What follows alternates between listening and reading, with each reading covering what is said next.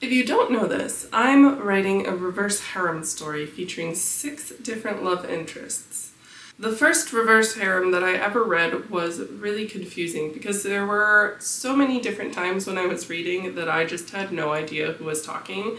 And I really did not want that to happen in my own novel. So the most important thing that I think you can do when you're introducing multiple characters, just in general, is to stagger their introductions. And the way that you introduce characters is different based on their role. So love interests should have a more important introduction than supporting characters. And to emphasize this point, you will notice that I'm going to stagger the introductions of my characters as well. When I was reading Broken Bonds, I did really feel like all of the characters blurred together. And I think a big part of that is because so many characters were introduced all at once. And you see this in Crescent City too. I remember getting to a point like 3/4 of the way through the story and it talks about Ithan again, and I'm like, who on earth is Ithan?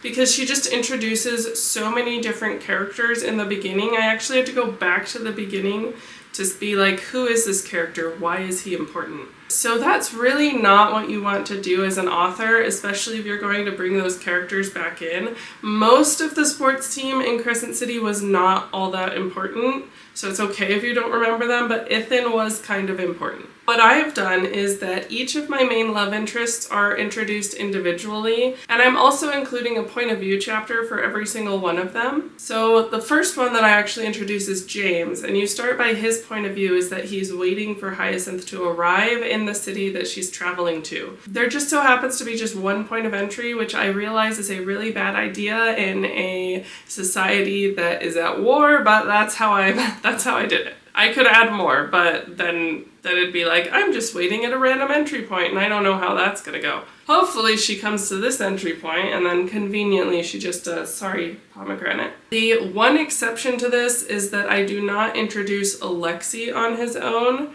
She goes in with James to see Alexei for the first time, but immediately after that scene, she has a solo scene with Alexei that is longer than the short scene with James. The easiest trick for differentiating your characters is to give each of them different quirks. When authors are giving characters quirks, I think that the most common thing that you'll end up seeing is physical traits. These are really easy to do because it's just their hair is always a certain way or they're wearing a particular article of clothing. This is actually how I've done Orion, so he always has an earring. Hello, Vader. This is actually how I've done Orion. He always has a Nekoma's fang hanging from his ear. But some of the other characters have a companion that's always with them. You could also do like traits or habits. Maybe you've got a character that's always late or a character who's always super early and like super energetic and you're always talking about how they bounce from foot to foot or something. So just give each of them a quirk and your reader will start to cue into that and be like, oh, this is the energetic character, this is so-and-so. The most important way to do this right is that you have to mention the quirk in every single scene. You could kind of taper off how often you mention it, but especially in the very beginning of the novel, you should mention the quirk in every single scene. And it doesn't have to be a lot. With Orion, I mention it before she's even seen him, in a portrait that she sees painted in the lobby of the Great Tree. And then it's like he's wearing the earring that he had in the portrait, and then later his earring like moves because he's talking really animatedly or something. Or even in the harmonious dance scene, I can't remember if he takes the earring off or not. If he does, he would not. But even in the harmonious dance scene, she would notice the absence of the earring because she's gotten so used to him wearing it. She's like, oh, where's his earring? So like you can still mention those quirks, even if they're physical quirks, even if they're not present in the scene. Another key way that you can differentiate characters is with their dialogue. It's not just the words that they use to speak either. It's the way that they speak, or maybe they use a certain cadence every time they speak. In my novel, Alexei tends to ask a lot of questions because they're safe. He can't tell the truth without potentially risking his life, but questions are always safe for him. And because of his handicap, he also has a very strange way of talking, and as I'm reading through and taking notes, I'm constantly having to put in comments like, he can't say this, because I've realized, oh, he's telling the truth right here. So I have to make a lot of his sentences really ambiguous. You can see this pretty obviously between characters that are very erudite versus characters that grew up on the street. One has a tendency to be more informal, and one has a tendency to be more formal and use needlessly large words and make it kind of hard to understand them. Now, this is not always the case. You might have a noble who's sort of tired of his nobility and doesn't really want anything to do with it, or maybe he's kind of rebelling against the concept of it, so he might talk less formally. And that would be a great way that you could kind of differentiate his character and add in some unique traits that make him different in dialogue. The nice thing about dialogue is that the opportunities are actually endless. Speech is so important to communicating who we are and how we behave, and you see that come out in dialogue. Characters that have a tendency to be more humor-driven, it's going to come out in their dialogue. Maybe when they get angry, they fall silent, or their sentences get short and choppy because they're trying not to explode. If you have more questions about dialogue, definitely let me know in the comments what those questions are, because this one's so important, and I will be doing more videos on dialogue in the future.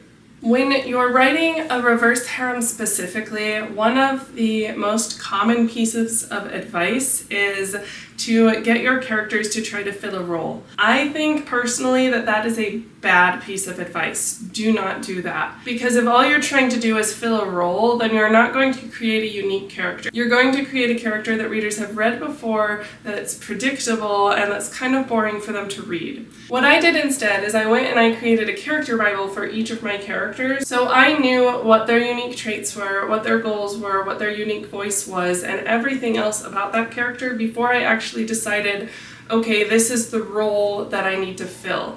And doing it this way actually really helped me see with Riven's character some opportunity to get rid of ambiguity, because Riven and Orion were initially filling very similar roles, and I was like, this isn't really going to work because they are both sort of the protective soldier archetype, right? And so instead, I was able to dig into Riven's character a little bit more and decide that, oh, well, actually, he's going to be an assassin that was part of the special ops for the soldiers unit that he was on.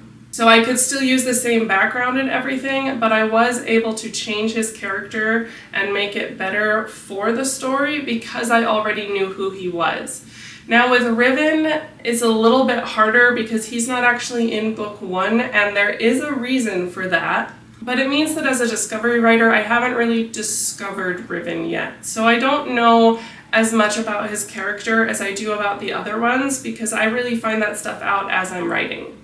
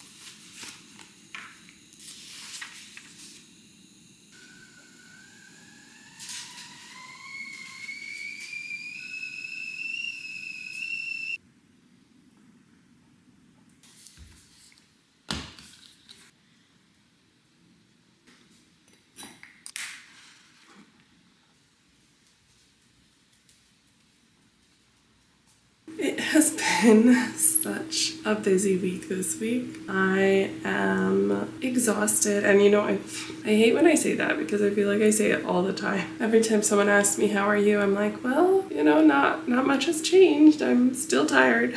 Still taking care of 2 toddlers, and I know earlier I mentioned I just got a new job, so that's kind of what's been taking up a lot of my time and making me really busy this week. I'm going to my new job for training from 8 to 3:30, and then after that it'll kind of settle down. Next week I have to do it again, but it just kind of shows that you have to approach each week a little bit differently, and so I have not gotten as much done this week as I wanted to. I'm still making progress, and that's what's, the most important to me is that I just keep on checking along, making progress. I'm surprised because I've really been enjoying reading my novel lately. Like, I actually look forward to the time when I get to sit down and read it, and I didn't expect that to happen. I thought that I was going to like dread this entire process of reading without editing and just seeing where everything goes. My twins have been having a hard time adjusting to, they've been having some digestive upset. So it's been really frustrating because they're having a more difficult time actually getting to the potty.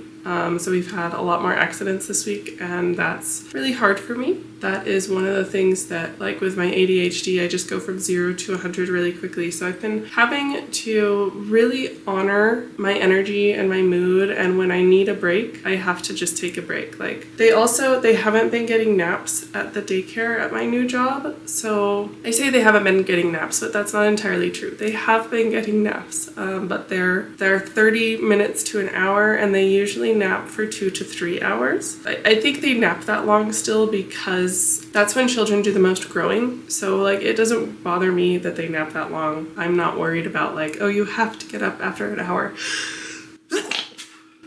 Don't spill my tea all over my dress, it'll stain. But I've had to really kind of work with that. And about a week ago, Therese asked me what I do and how I change my routine when the girls get sick. And I know that this is not exactly getting sick, but they are tired and they are very grumpy and they need me a lot more than they have needed me. Prioritizing my family is always the thing that I try to make the most important. And as in all things, we as humans are just never perfect. There's only one person who's perfect. But when the children need me more, I always prioritize their needs. And the mornings are nice because even when the girls are sick, I know that I can get at least 30 minutes of work done every morning because I get up so early. It still doesn't make it any easier. And I think the thing that makes it easiest is that I have a habit of writing already in place. So when I'm like stuck or when I have free time and I'm like, what do I want to do right now? I usually default to writing. So even when I'm tired and I have some time to relax, usually I default to writing. Now